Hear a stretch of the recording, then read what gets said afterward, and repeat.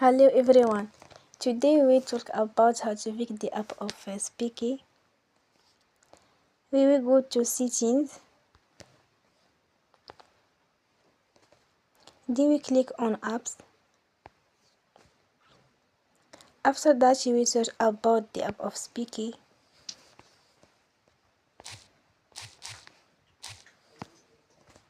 And you will click.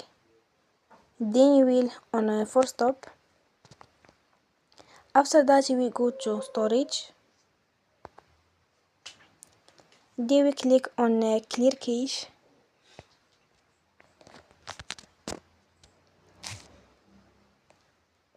In the end you will you will go to Play Store and then you will update your app. Don't forget to support us by like and